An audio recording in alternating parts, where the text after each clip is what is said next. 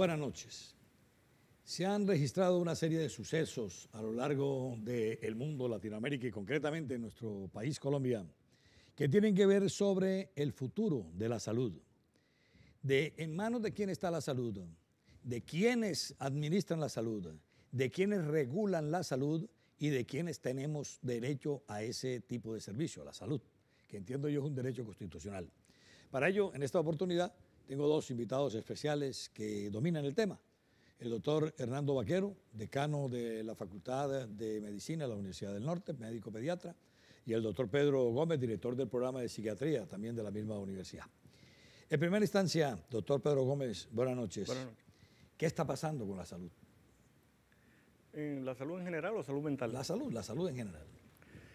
Bueno, la salud es un derecho que yo creo que los colombianos estamos accediendo mejor que hace un tiempo y que hay un proceso de crecimiento donde los actores que participan no son siempre los mejores. La salud se convirtió en un negocio en algunos casos que afecta a la gente, pero tenemos que aceptar que la reforma ha democratizado la atención en salud en gran parte. Mucha gente que no tenía acceso la está teniendo ahora. Ahí es donde creo yo que se focaliza todo, doctor Vaquero también. Antes muy pocos llegaban a tener servicio de salud. Hoy todo el mundo tiene el derecho, el que lo invoque si no se lo dan. Buenas noches, Henry. Sí, definitivamente, antes de la Ley 100 del 93, la cobertura en salud, o sea, los colombianos que podíamos acceder al servicio de salud no superaba el 30%. Con la Ley 100 del 93, ya hoy en día en algunos municipios se habla de cobertura universal. O sea, el 100% de los colombianos pueden acceder a un servicio de salud. Ya el tema no es cobertura, ahora el tema realmente es calidad en la prestación de servicios y todo el tema de que esa accesibilidad se convierta en algo realmente efectivo. La gente puede ir a atenderse en los diferentes hospitales, tiene un nivel de aseguramiento, un régimen de aseguramiento, pero los servicios que se prestan a partir de ese régimen no siempre se dan dentro de los términos y dentro de la calidad que el sistema debería realmente ofertar para... Y entonces, ¿qué podemos entrar a cuestionar quiénes somos los usuarios? Malos médicos, mala orientación, mal manejo de la salud, porque es que no es justo que yo llegue con una enfermedad grave y me necesita para dentro de 2 o 3 meses y lo haga un médico que sabe la gravedad de la enfermedad. Realmente es un sistema complejo, no es un problema solo de Colombia, es un problema que se comparte en la gran mayoría de países del mundo. Todos somos actores del sistema de salud, los pacientes, y muchas veces los pacientes también tenemos la culpa porque no realizamos actividades de autocuidado que están perfectamente contempladas en la ley. Son también responsables las aseguradoras porque no cumplen su papel de gestión del riesgo, o sea, no se preocupan de que la gente se mantenga realmente libre de enfermedad. Son culpables las instituciones prestadoras de salud porque no ofertan la calidad dentro de los tiempos que deberían ofertar para los servicios y por supuesto son responsables los entes reguladores, las secretarías departamentales, distritales y el ministerio porque no cumplen a cabalidad su función de inspección, vigilancia y control. Ahora, doctor Gómez, dentro de todo esto es que no sabemos utilizar esos servicios. Antes nadie se enfermaba o nadie acudía al médico sino cuando estaba enfermo. Hoy acudimos por cualquier cosa. Hay de todo. Hay una demanda a veces excesiva de atención. Hay gente que al momento que le están descontando considera que debe... Tiene un derecho adquirido. Tiene un derecho adquirido y congestiona los servicios. Hay falta de cultura en la comunidad, pero también hay un juego perverso del usuario frente a la EPS que le está negando cosas que necesita y se forma ahí y el médico está en la mitad y vemos que a veces los médicos son los que aparecen pero no pueden darle al paciente lo que requiere porque la EPS le controla la... A raíz de esto de Camila Guavara, que lo sentimos todos, los colombianos y no colombianos, queda algo allí. Hay un negocio montado en torno a todas estas falencias del sistema, de los usuarios, me refiero a los abogados que han montado y a la justicia. Henry, mira, como te decía antes, esto es un problema que se comparte a nivel mundial, o sea, los colombianos ya tenemos un derecho adquirido que hace, no sé, una semana se elevó a derecho constitucional, o sea, con la ley estatutaria. Hay gente que trabaja y que estudia para demandar esos derechos. Durante los últimos 15 o 20 años estuvimos en esa interdicción entre que la Corte negaba algo, el ciudadano lo pedía y aparecía el tema jurídico vía tutela para exigir ese tipo de derechos. Entonces, claro, podrás imaginarte que esto se convirtió en algo así como el 30% de las tutelas de este país. En detrimento de la calidad. Muy seguramente, muy seguramente. O sea, ¿qué hace un médico? Que no va a atender sino 7 pacientes al día y le meten 20. Realmente quisiera aclararte algo. El sistema de salud no solamente depende de los médicos, el sistema de salud lo forman los equipos de salud que están conformados por médicos, enfermeras, fisioterapeutas, nutricionistas, trabajadoras sociales, odontólogos. Claro, entonces, si usted médico va a atender 20 pacientes, necesita una enfermera siempre al lado. Por supuesto. Y necesita el de rayos X, y al que inyecta, y al que hace el análisis de sangre. Y necesitas el psicólogo cuando encuentres una enfermedad o un trastorno, necesitas la nutricionista para que te ayude con el tema de una dieta saludable, necesitas la gente que te... En conclusión, el gobierno está ofertando un servicio que no puede prestar. No, yo creo que sí lo puede prestar. Yo creo que lo que decía el doctor Gómez hace un rato, Colombia ha mejorado en la prestación de servicios. Colombia invierte algo así como el 6.1, el 6.3 del Producto Interno Bruto en gasto de salud. Eso en el contexto latinoamericano está en el rango alto. El tema es que no estamos obteniendo los resultados que esperásemos tener con ese tipo de inversión. O sea que el tema pasa básicamente hoy por un tema de calidad. Y la calidad se entiende por humanización en los servicios, o sea que la gente reciba atención oportuna. Y eso no depende del médico. Eso de la institución. Depende del sistema y el médico hace parte necesariamente del sistema. Hay médicos buenos y hay médicos malos. Lo que uno no entiende es cómo a mí me dan una atención preferencial inmediata en una clínica y no en el Sistema Nacional de Salud.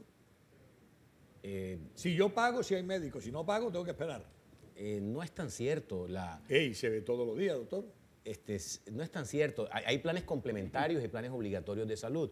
O sea, todo depende, digamos, de la economía de la salud se mueve así. O sea, hay gente que todos los colombianos tenemos un plan obligatorio, todos los colombianos tenemos cobertura. El que paga algo adicional tiene una cobertura adicional. No se salva, tiene una cobertura adicional en tema tecnológico. Pero fíjate que el gobierno lo acaba de igualar. El gobierno acaba de eliminar las diferencias entre el plan obligatorio y lo que no estaba incluido en el plan obligatorio. Y ya ese tema tiene 2 años para implementarse, no es un tema que sea de inmediata aplicación. En los próximos 2 años se va a reglamentar esto, pero la gente ya no va a poder decir, yo como no estoy en el POS, tengo derecho a esto, como yo estoy en el POS, no tengo derecho a esto. Óigame, doctor Gómez, en torno a esto, yo me he preocupado por un aspecto que veo que no se está tocando. La salud mental en Colombia, en nuestro medio, por toda la influencia que tenemos, la violencia, la politiquería, la carestía, etcétera, etcétera. ¿El sistema de salud sí se ocupa de la parte mental, psiquiátrica nuestra? Ha empezado, digamos que Colombia tuvo un retroceso. Colombia en los años 90 tenía un avance grande, el ministerio tenía unidades de salud mental en todos los departamentos, había un jefe de salud mental departamental. Después con la reforma, salud mental cayó en una oficina donde habían 20 cuestiones más y entonces había un psicólogo en el ministerio. Hoy se está trabajando en unas políticas que se han ido implementando y este ministro le ha dado un empuje grande a la salud mental. Ha logrado que se incorporen muchas patologías y muchas cosas dentro del plan obligatorio y sí se ve un avance. Desafortunadamente a nivel del ente territorial, distrito y departamento, la cosa no es así. También se ha tercerizado, son otros los que están ejecutando atención, pero lo que es planes de promoción, prevención, no se están dando como debería, porque contratan una EPS para que atienda a la gente, pero a ella no le interesa hacer promoción ni prevención. Ellos simplemente son reactivos. Facturan y entonces hay un índice muy alto de hospitalizaciones, no hay seguimiento a los pacientes y no hay una atención oportuna. La salud mental se debe atender en la esquina de la casa, en el centro de salud, y no necesariamente llegar a un hospital para ser atendidos. En las propias casas, en las oficinas. Sí, inclusive planes de atención en las escuelas, en muchos sitios debería la salud mental ser accesible. Esa es parte de la problemática que estamos viviendo de manera cotidiana con tantos suicidios, crímenes, asesinatos, infanticidios. Parte es eso, hay problemas de salud mental en la población que si se hubieran identificado precozmente no se hubieran llegado a situaciones de daño a personas o que el problema se cronifique ya. Bueno, señores, vámonos a un corte y regresamos con esta temática.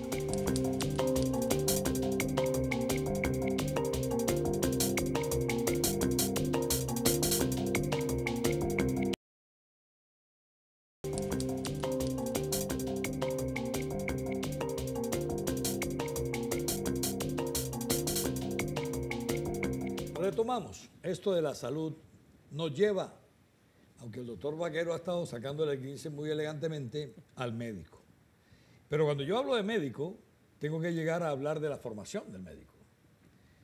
aquellos médicos que conocimos nosotros, que iban a la provincia, que salían a los hospitales a atender sin las mínimas herramientas, se formaban. Creo que se humanizaban más. ¿Se perdió eso, doctor Baquero? Sí, Henry, definitivamente la tecnología, la introducción de tantos eventos tecnológicos hizo que en algún momento la educación en salud en general a nivel mundial también, insisto, se concentró más en el resultado del laboratorio o en el resultado de una máquina que en preguntarle al paciente, ese ser humano que teníamos enfrente, por qué consultaba, qué lo aquejaba y cuál era la interpretación de él como persona de la patología o de la condición de salud. Las especializaciones mataron esto. Digo yo, pues. Antes yo tuve muy directa relación con un médico de riñones y atendía partos, era cirujano, era de todo. Claro, era Henry. El médico del pueblo. Claro, Henry, pero es que en tu época la gente llegaba, el promedio de vida, la expectativa de vida era de 61, 62 años. En los últimos 25 años la expectativa de vida en Colombia ha crecido hasta los 72 años. Pero igual se enferman.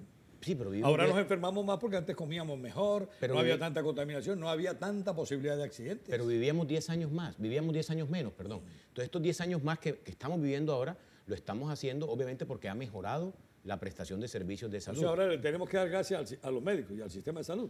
Y al desarrollo científico que se ha logrado en la medicina con los antibióticos, con la posibilidad de tratarte la diabetes, de mejorarte la hipertensión.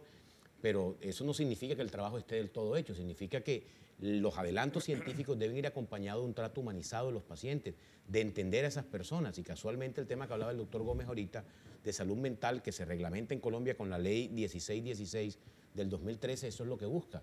Decirle al sistema, miren, ustedes no solamente tratan corazones o riñones o articulaciones enfermas, tratan seres humanos. ¿Eso se perdió en el médico, doctor Gómez? Sí, se ha perdido. El médico ese que tú cuentas y nos produce nostalgia, era el médico que salía a trabajar a las 7 de la mañana, iba al hospital de Barranquilla, atendía, después iba a su consultorio hasta las 6 de la tarde, hacía siesta.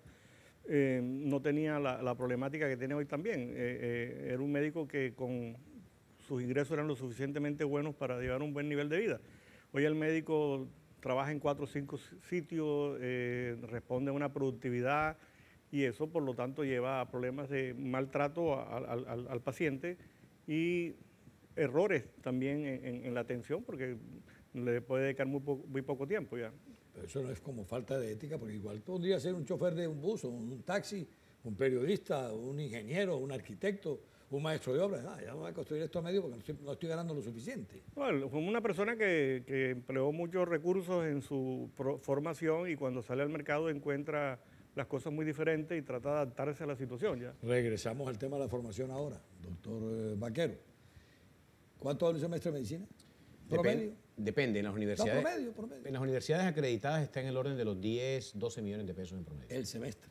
El semestre, sí. ¿Y cuántos semestres son? 12 semestres.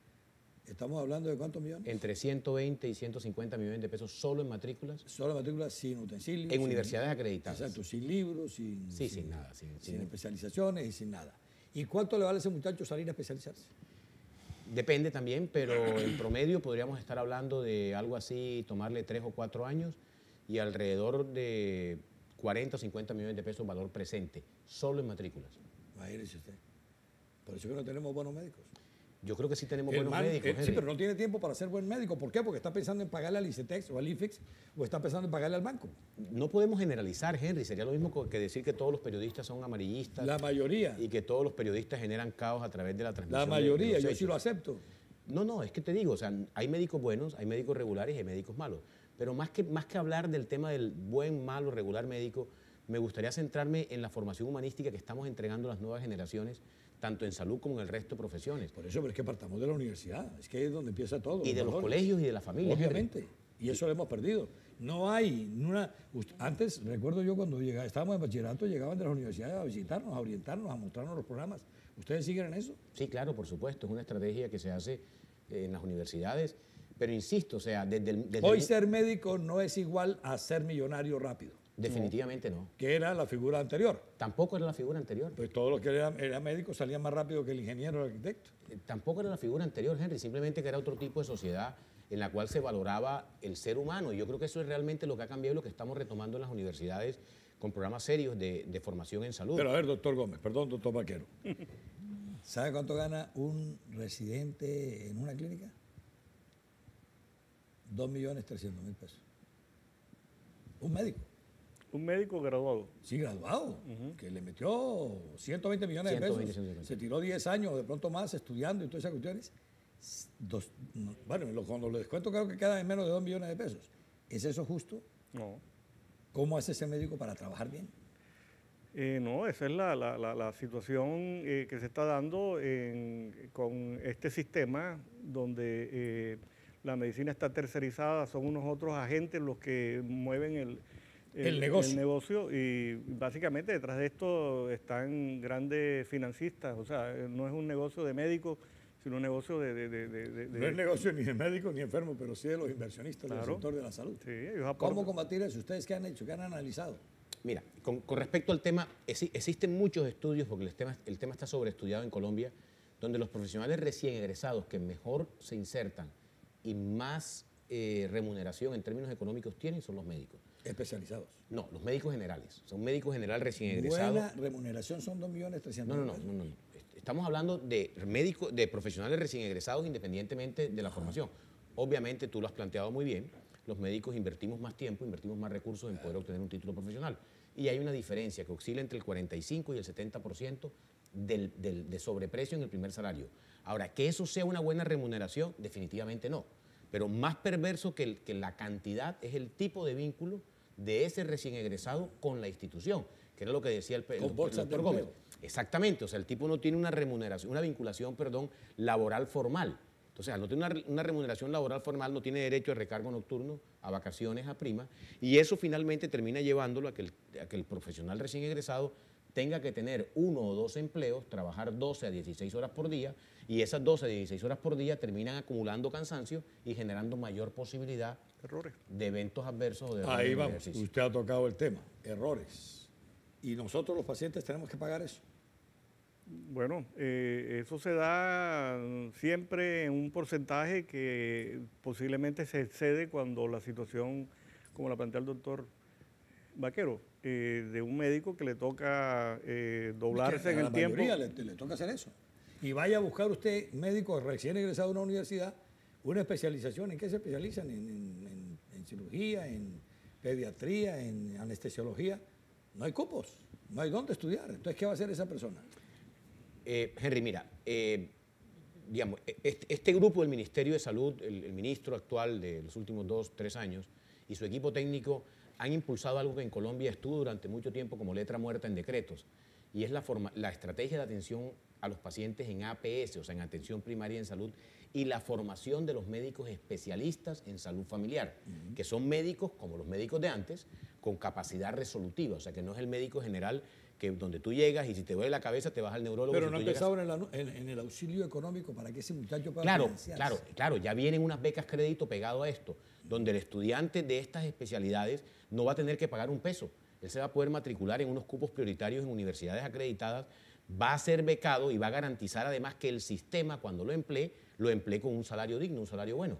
Entonces, claro, eso va a hacer que regresemos necesariamente a esa figura del médico general de antes, que ahora se llama médico especialista en salud familiar, que va a tener capacidad resolutiva. O sea, que te repito, si te duele la cabeza no vas para donde el neurólogo, si te duele el pie no te vas para donde el ortopedista. Voy donde el médico, donde el doctor. Tú vas donde el médico y te resuelve el 80 o 90% de las condiciones de salud, porque el gran disconfort de los pacientes está en esa brecha que se produce entre la consulta con el médico general y la remisión al médico especialista. Entonces los médicos especialistas terminan saturados en consulta y esos tiempos de espera a 2 y 3 meses hacen que la patología se resuelva de manera espontánea, y cuando ya realmente vas donde el especialista vas por otro tipo de condición. O si el paciente fue con un antígeno prostático alto, mientras el urólogo ya tiene el cáncer de próstata. Ya. Que ese caso lo he visto varias veces, que entre la remisión del médico general al especialista y que la EPS autorice el procedimiento, ya la cuestión ha avanzado enormemente. Si hay un médico familiar que es el cabeza del sistema, tiene una capacidad de resolución y tiene una capacidad de imponer la atención de este paciente de manera mucho más rápida. Esto que hemos conversado, y obviamente le pido excusas a todos los televidentes, no estamos en la profundidad en que debemos estar. Más adelante vamos ya con cifras, ejemplos y vivencias a ir profundizando en el tema. Todo esto, doctor, lleva al paciente a una pregunta. ¿Debo confiar en el médico? Yo creo que la mayoría de los médicos son serios y son responsables, o sea, sobre todo cuando se quiere una cercanía y una continuidad. El problema es cuando el paciente va un día donde un médico, después va donde el otro, donde el otro, donde el otro, porque la rotación es muy alta, porque este médico está ganando muy poco, cuando consigue un puesto en otro lado se va. Entonces, la continuidad es muy poca y... O sea, paga el pato el paciente. Sí, claro, cuando hay una rotación alta se paga el pato. ¿Y qué hace ese paciente entonces? No, el paciente... ¿Tiene que morirse? No necesariamente. Digamos que el efecto negativo no se da siempre, pero hay mayor riesgo a que suceda. En Colombia hay un sistema para establecer quién es buen médico, buen psiquiatra, buen odontólogo, buen pediatra. ¿Lo hay? Se está trabajando en un tema de recertificación para las especialidades médicas, donde los médicos especialistas tendríamos que hacer una serie de capacitaciones en un periodo de tiempo, hacer unos exámenes y en base a esto poder entregarse una calificación que te permita recertificarte. Esto existe en países como Costa Rica, Chile, Estados Unidos, España. Estamos trabajando por eso. Los pobres no pueden llegar a ser médicos en este país. Sí, fíjate que con esos costos. Qué buena pregunta. El 50% de los estudiantes que yo acabo de admitir en la universidad que trabajo, que es una universidad acreditada, universidad privada, pertenecen a este programa de Serpi lo paga el gobierno nacional. Pero ahora empezó este año. Bueno, Henry, ¿terminarán? Capacidades tienen para terminar y estamos haciendo todo lo posible en la universidad para poder garantizar que los factores asociados no solamente al tema económico, sino al tema social, puedan ser superados por ellos y obtengan el título. Doctor Gómez, la calidad de la educación, de la formación en las universidades, ¿es para confiar? Sí, yo pienso que sí, por lo menos en lo que a nosotros nos concierne, la universidad está entre las 10 universidades acreditadas en medicina que cumple... no, yo le hago la pregunta, por ejemplo, un muchacho que acaba de salir de arquitectura construye un edificio y se le cae. Un médico que acaba de salir de la facultad atiende a un paciente y se le muere. El edificio lo vuelve a levantar, y el que se murió. No, yo pienso que todo médico que sale con una formación tiene un potencial de curar al paciente y puede equivocarse. Pero no tiene los sitios de formación ideales, suficientes. O sea, ahí hay un vacío bastante grande. Henry, yo creo que no podemos ser apocalípticos. O sea, la formación médica o la formación profesional, pero puntualmente médica en Colombia es reconocida por sus altos estándares de calidad a nivel mundial. El tema es que no en todas las universidades se hace de la misma manera, no en todas las universidades se hace con la misma seriedad el proceso, y aún en las universidades en las que se hace, se obtiene un mínimo de calidad, o sea, un mínimo estándar de calidad para los egresados. Pero nosotros, una vez entregamos el título, no podemos garantizar de que ese alumno o ese profesional ya recién egresado no se va a ir a un sitio y por cuestiones ajenas a lo que la universidad puede intervenir, decide emplearse en 3 o 4 instituciones por un tema económico, llegar cansado sin dormir y aumentar la probabilidad de cometer errores médicos. Ahora, ¿se nota disminución en el número de personas que quieren llegar a la medicina? No. También te cuento puntualmente, yo acabo de tener 1.100 inscritos para acceder a 120 cupos en la universidad en que trabajo. La demanda de medicina sigue en una proporción de 3 a 4 veces mayor a la de cualquier otro programa. Pero es una profesión que se ha democratizado. Antes estudiaban medicina hijos de médicos, personas con unos recursos económicos muy altos, y hoy es una profesión que está mucho más, digamos, se ha aplanado esta pirámide que había antes. Bueno, y hablando de la pirámide, lo que sustenta al médico, las enfermeras, el laboratorista, ¿todo eso se está formando igual? ¿Tienen igual las oportunidades? Y son más castigados que los médicos laboralmente. Quizás es una de las profesiones más castigadas han sido las enfermeras, de unos sueldos terribles para el trabajo que tienen. Y si continúan produciéndose buenas enfermeras en Colombia, son muy reconocidas en todas partes, pero sí son muy mal pagadas. ¿Y qué hacer? ¿Qué se hace? Tu comentario es excelente. Los sistemas de salud basados en atención primaria y todo este tema de salud familiar descansan en las enfermeras y descansan en los equipos básicos de salud, no descansan en el médico. La salud realmente no es solamente la ausencia de enfermedad, ya está así descrito por... ¿Y quién habla por ellos? Nadie, ni el ministro. En este momento... ni los sindicatos, que es lo más triste. En este momento, ayer se acaba de instalar en Bogotá la Comisión Intersectorial del Talento Humano en Salud y una enfermera barranquillera nuestra es la representante de los profesionales de la salud ante este comité. Tenemos representación, se está trabajando, estamos mejor que antes, Henry. Definitivamente hay muchas cosas para mejorar, muchísimas cosas para mejorar en la formación, en la prestación, en la ética con la cual se entregan los cuidados de salud. El sector pero privado, estamos mejor que antes. el sector privado de la salud va muy bien, ganan plata. Uno ve que las clínicas crecen todos los días, pero el sector público no, se quiebra. Bueno, también ha sido teorizado el caso en muchas oportunidades. Se habla de un tema de eficiencia, de manejo responsable de las instituciones. Conversábamos fuera de cámaras el tema, por ejemplo, del CARI mental, o sea, la necesidad de que tengamos una buena institución que vele por la salud mental. ¿Cómo hacen ustedes, los psiquiatras, por ejemplo, si no tienen dónde remitir la gente? No, el CARI vive lleno, tiene un sobrecupo siempre, pero ha ido surgiendo una red privada que en un poco tiempo, si el CARI no mejora, va a ser reemplazado, porque la red privada puede trabajar con menos recursos, con menos costos y más ¿Pero eficiente. con accesibilidad de todo el mundo?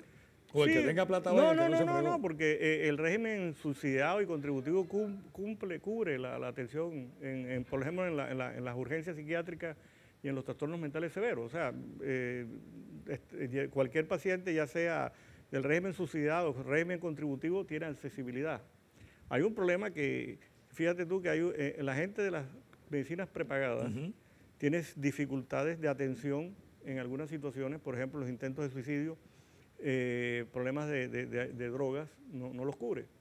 Entonces tienen que recurrir a la EPS, que es una cosa injusta también. Ya, no recargan otro sistema. No solo recarga, sino que la persona que está pagando más tampoco no le sirve para ese tipo de temas. Doctor Vaquero, doctor Gómez, les agradezco mucho la atención a ustedes, amables televidentes, con el compromiso serio de que vamos a ampliar toda esta temática. Feliz noche.